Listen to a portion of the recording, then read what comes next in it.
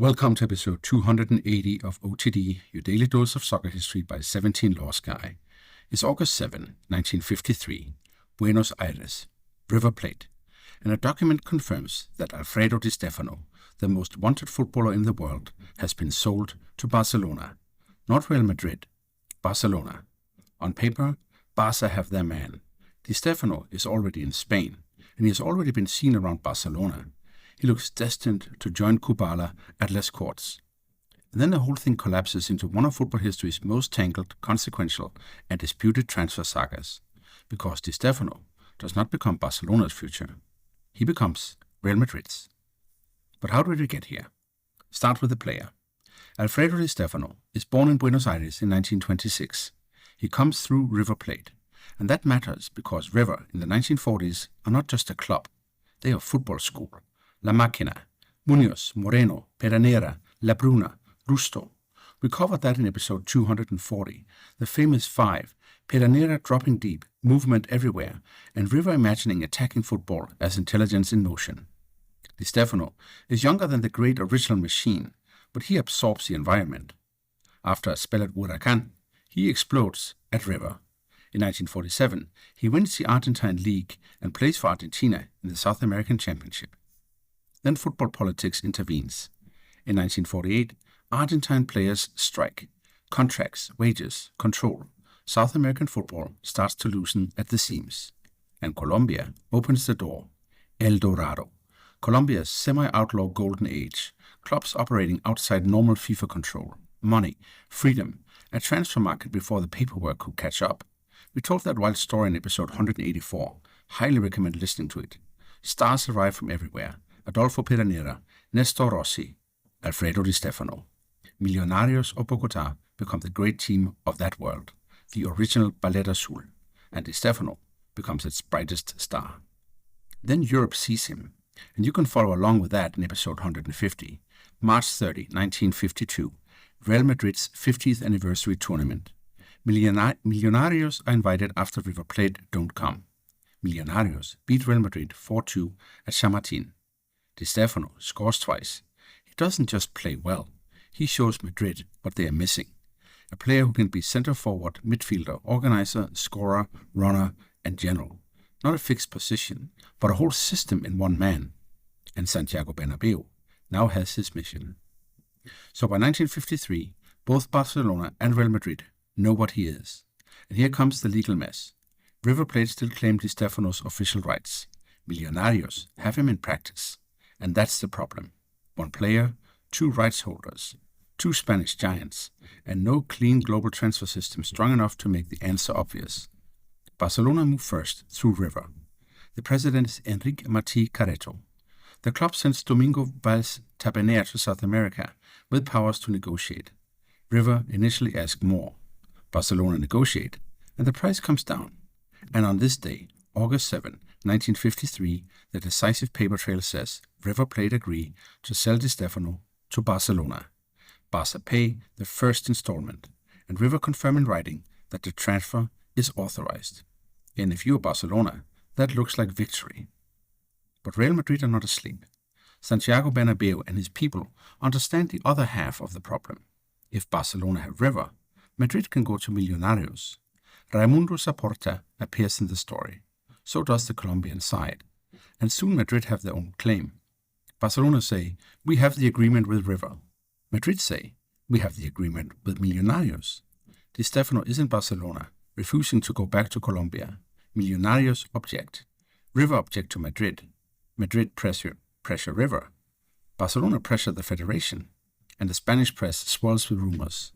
And the Spanish Football Federation now has a disaster in its hands. Here we need to be careful. The simple version says that Franco, Generalissimo, stole Di Stéfano from Barcelona and gave him to Real Madrid. The clean anti-Franco version is emotionally powerful, but history is messier. There's no single magic document where Franco says, give him to Madrid. There's also no reason to pretend politics was absent. This is Franco's Spain. Barcelona is still Barcelona. And only yesterday I told the story of the Francoist regime murdering Barca's president in 1936. And Real Madrid are the club of the capital. Federation decisions are not happening in a neutral glass box. So the best sentence is this: politics did not need to write every line of the transfer saga in order to be in the room. The Federation appoints Armando Munoz Calero as mediator, and the solution is surreal. Di Stéfano will alternate. Real Madrid in 1953-54, Barcelona in 54-55, Real Madrid in 55-56, and Barcelona again in 56-57. 4 seasons, 2 clubs, 1 superstar shared like an inconvenient diplomatic asset. It's almost impossible to imagine. And Barcelona hate it. Martí Carreto resigns. Barca are exhausted, angry, embarrassed, and internally divided. The club eventually gives up its claim. Real Madrid buy Barcelona's rights. And on September 23, 1953, Di Stéfano becomes a Real Madrid player permanently. 4 days later, he debuts against Racing Santander and scores. Of course he does. Real Madrid win 4-2, and the trajectory of football's future moved. But so what? For Barcelona, this is the great player who got away. Not like Figo, who we talked about 2 weeks ago in episode 266. Figo belonged to Barca, captained Barca, and then crossed directly to Madrid. Di Stéfano is different. He never becomes a Barcelona player in official competition. But the pain is still enormous because Barca could see the outline of the future. Kubala and Di Stéfano together at Les Corts. Think about that. Laszlo Kubala had already transformed Barcelona. Di Stéfano might have turned a great Barca side into something mythic. Instead, the saga becomes a wound. A presidency collapses. A document trail remains. And Barca supporters inherit the feeling that history bent away from them. For Real Madrid, Di Stéfano is the hinge.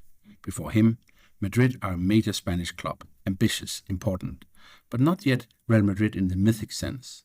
They had not won La Liga since the 1930s. Then Di Stéfano arrives. Madrid win the league in Di Stéfano's first season, 53-54, and then again. Then comes the European Cup. We covered the first final in episode 225, Paris, 1956, Real Madrid 4, Stade de Reims 3. Reims lead 2-0, then 3-2. Madrid come back. Di Stéfano scores, and the European Cup has its first master. 1956, 57, 58, 59, and 60. 5 in a row. Di Stéfano scores in every final. In 1960 at Hampden Park, he scores a hat-trick against Eintracht Frankfurt in the 7-3 final, while Puskás scores 4. That is not just a great team, that is the foundation myth of European club football. Real Madrid become the first global club dynasty of the television age, before the television age has even fully arrived, and Di Stéfano is the center of it.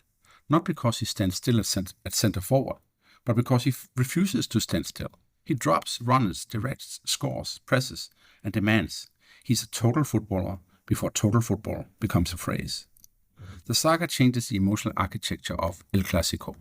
Barcelona and Real Madrid were already rivals. Geography, politics, capital, and Catalonia already mattered.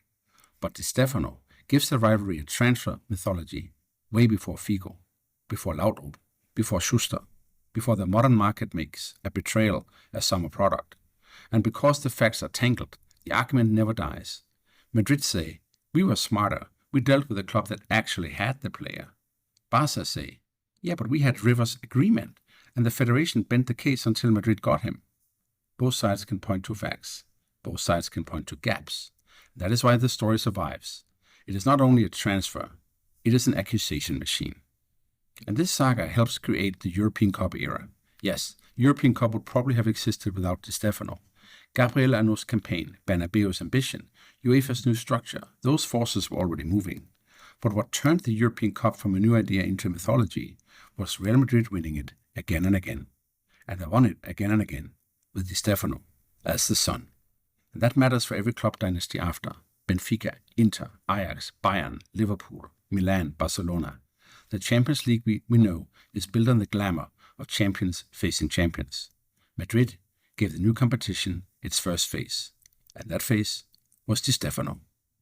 And Di Stéfano himself remains one of football's great paradoxes, one of the greatest ever, league champion in Argentina, Colombia, and Spain, Ballon d'Or winner, 5 European Cups, a player so complete that later generations keep trying to find comparisons. And yet, he never plays in a World Cup finals tournament. Argentina, Colombia, Spain. His international life is as complicated as his transfer life. And maybe that fits. Di Stéfano's legend was never about one summer. It was about command, the match orbiting around him, the club becoming different because he was inside it. Before we go, 3 things to take away from August 7, 1953. First, on paper, Barcelona had Di Stéfano. River Plate agreed the sale, Barca paid, and the documents gave the Catalans a serious claim. Second, Madrid won the other half of the legal battlefield. By dealing with Millonarios, they turned one player's divided rights into a federation crisis. And third, the outcome changed football history. Di Stéfano turned Real Madrid into the defining club of the early European Cup and left Barcelona with one of the deepest what-ifs in the sport. On this day in 1953, River Plate confirmed the sale of Alfredo Di Stéfano to Barcelona. A few weeks later, he was a Real Madrid player, and one of football's history's most fascinating transfer sagas became one of its most important turning points. That is all for episode 280 of OTD, your daily dose of soccer history by 17 Lost Guy. You'll be amazed at how the podcast algorithm works. OTD gets pushed in front of new people when you subscribe, rate it 5 stars, or share it with your friends. We've now surpassed 400 followers OTD, and I keep getting new ideas for future episodes. So it really helps, and I'm grateful for your support. Tomorrow, we go to August 8, 1979, when the Coupe de France trophy was borrowed, shall we say? See you then.